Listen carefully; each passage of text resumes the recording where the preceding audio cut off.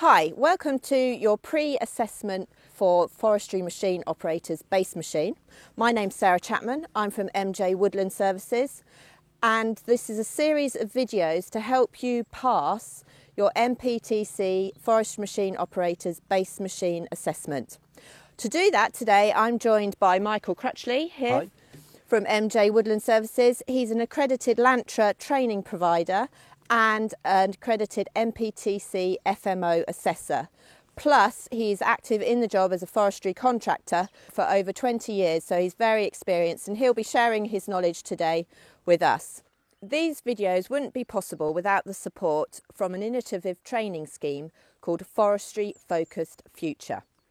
Plus, Callum Campbell of Forestry Services Limited from Machynlleth has allowed us to use his Ponce today and his site. These videos are not a replacement for formal training. They're here to guide you and assist you to pass your assessment, but formal training should always be sought first. Right, in this video we're going to be covering the practical aspects that you will need to know to prepare and drive the machine for your forestry machine operator's base assessment. So once again, we're with Michael Crutchley and we're going to start off with our pre-start checks. Now we're going to carry out the pre-start checks. So we've already done a safe stop. So we've got the keys here, everything's lowered safely. And then we're just going to have a quick walk around the machine. We're going to check the oil levels, coolant levels, the air filters, the tyres, and anything else we can find as we're going around. Okay, and daily we want to check the tyres. So what we're looking for is that they are actually inflated, so they are round all the way round, they're not flat at the bottom. We've got good tread, there's no big cuts or splits or other damage to the tyres themselves. We're also looking to see if they are actually secured properly to the base machine, the wheel nuts are done up properly. If they're not, you might see little telltale streaks of rust coming down. Look to make sure there's an even amount of thread showing on each nut, and if you're at all concerned, put a torque wrench on them and make sure they're done up to manufacturer's specification. So we've got tyres here, what you could add to give a bit more grip. You could put chains on them, or you could put band tracks. Not on this machine, but perhaps on a tractor you might want to consider lowering the pressures to give a bit more grip. But anyway, you should always make sure they are inflated to the manufacturer's recommended pressures. And then before we check the fluid levels, we want to make sure the machine is actually on level ground. Today we've got mid-Wales level, so the best we can do. And then the other thing, ideally if you can, on some clean ground, so you can just have a quick look underneath to see if anything has actually dripped out. You're pointing in the direction of where there actually might be leaks. Okay, then we want to check the oil level. Most important here, you have got your gloves on because you do not want contaminated with dirty oil, but clean it off, put it back in, check the level.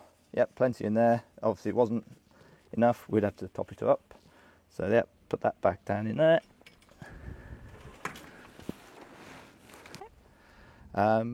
Also around here we're going to have a quick check. We've got a water trap for the fuel, again nice and red, no water in there, don't need to drop that out. So yep, that's everything good up here. Other thing, look at air filter.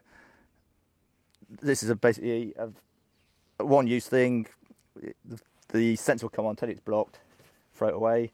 Other ones you might have opportunity to actually blow them out, in which case you use an airline. Make sure you got your mask, eye protection on. So yeah, we're good with the air filter. Now we can move on again.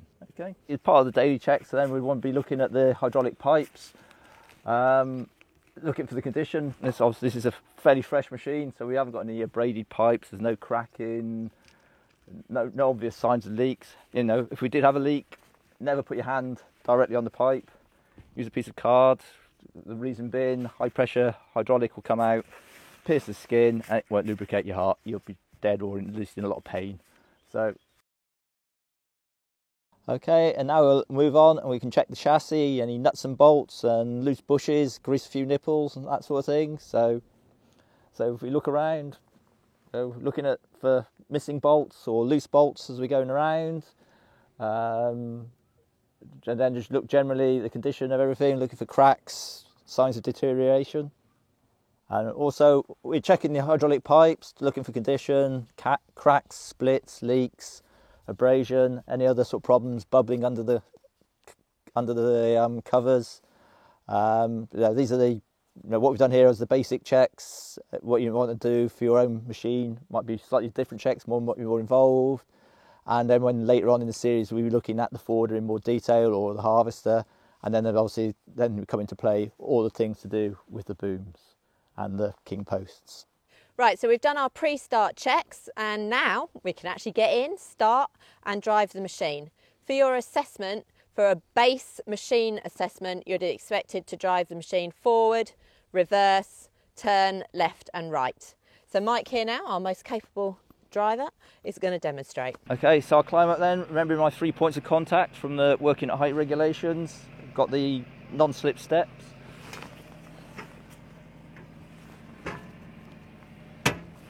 Key in ignition. Wait for the computer to boot up.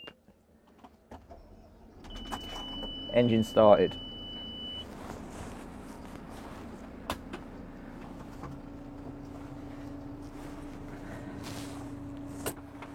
Seatbelt on. Now make the computer happy. Parking brake off. We'll bring the steps up.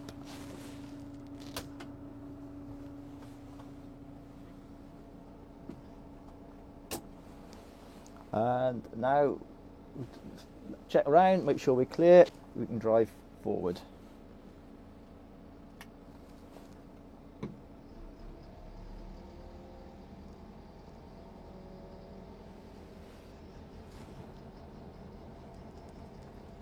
Okay, and as I wasn't born with eyes in the back of my head, I'll now turn the seat to face where we're going.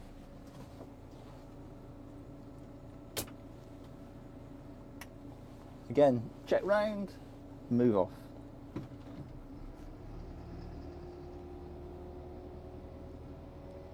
You can hear the reversing siren as we're now going backwards.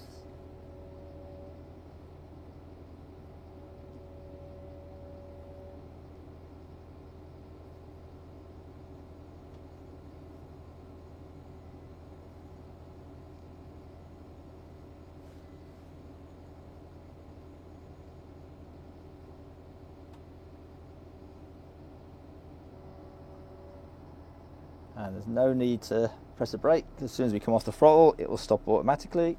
And then once you've parked, it automatically stops. You can put the handbrake on and then wait 30 seconds for it to all cool down and settle, and then you can turn it off. Right, so now we've seen the machine go forward, backwards and left and right. So what we're going to discuss now is safe driving techniques.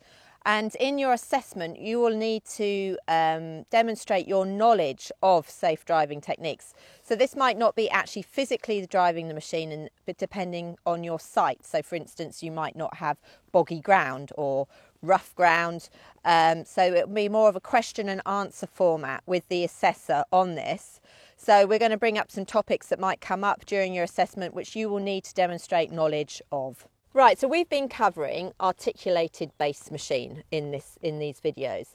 So with base machines, this is an articulated wheeled base machine. Are there other types of wheeled base machine that you will be doing your base assessment on? Well, yes, this is, as you say, this is a wheeled articulated base machine. You could also have a wheeled rigid base machine, such as a tractor. So what is the difference between the assessments with an articulated wheeled base and, say, a rigid tractor base? Principally, it's in the way it drives and handles on the terrain. With a wheeled articulated, particularly when you're turning across a slope, you always want to turn downhill. With the wheeled rigid one, you'd want to turn uphill, and just generally the way they behave in the terrain will be slightly different. So why? Because we've got to demonstrate in our assessment our knowledge as to why we go up or downhill in a wheeled or in a rigid or articulated. So what are the reasons behind that? If you try to turn downhill in a wheeled rigid and the slope's severe enough, the wheel on the top side will come over the top and you'll tip the vehicle. Likewise, with the wheeled articulated, if you want to try and turn uphill, all the weight slews the downhill side and then the machine will roll downhill. Neither outcome is desirable. No. So it's all to do with the distribution of your weight Yeah, it's all to do around the axle. Yeah, it's all to do with weight and stability of the vehicle. Yes. So going on into safe driving techniques, speed, we all like a bit of speed, but obviously in forestry the machines are geared really low, so their speed, it's difficult to get high speed, but high speed and weight, or the top speed of a machine and weight, can end in unfortunate Disaster. Disaster. So with high speed, why are we keeping it steady? Yeah, you want to keep to a low speed. So obviously, the faster you go, your stopping distance is lengthened. You know, if someone were to step out in front of you, you're not going to have time to react and stop. There's also great higher speed. The stability of the machine is compromised. It's more likely to tip over, and also operator comfort suffers because you're going to be bouncing up and down in there like Zebedee. And then also, the boss isn't going to be too chuffed because you're hammering living daylights out of the machine. It's going to put a whole more wear on it. On the other hand, you'd like to see more timber out. So other things to consider, which we have mentioned previously, is the tyres and why they're so important with stability. So again, like with wide wheel tracks, what benefits are there to creating that? The wider wheel track width setting of the vehicle will increase its stability because the wider it is, the less likely it is to tip over. Obviously, the consequence of that is you're not going to fit through the narrow gaps. And when we're driving up and downhill, what should we consider when we're driving up and downhill? Up and downhill, principally, you want to go straight up and down, not diagonal, because you can slide sideways. You want to get the weight down nice and low, especially on steep slopes. You want it ahead of you, you don't want it behind it because you're going to rear over backwards. And just generally keep the weight nice and low and trying to keep the traction on the vehicle. So keeping on safe driving techniques, obviously with the ground you can have soft ground or rough ground. So what should we consider when driving over soft boggy ground? When you're working over soft boggy ground, you've got to consider, if you can put anything to help you. There's traction aids on the machine, band tracks. You might want to consider putting a big brash mat down just to support you. And then when you're actually working it, just make sure the load matches the conditions. So start at the back of the rack, perhaps load half full, and once you're coming back out towards more stable ground, load up a bit further. Okay, so we've covered lots of points that you will need to show your knowledge of and demonstrate for your base machine. That's your FMO base machine assessment. And we've done it on a wheeled articulated machine, and we have covered the different points if you are using a rigid base machine. So hopefully this will help you pass your MPTC FMO base machine assessment.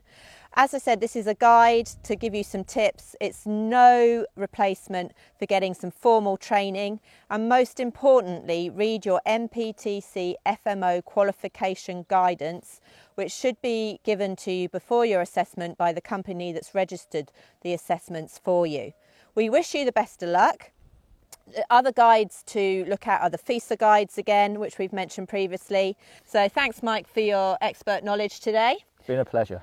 If you have any questions, as I say, ask your training provider, or you can always contact us, and we're the MJ Woodland Services.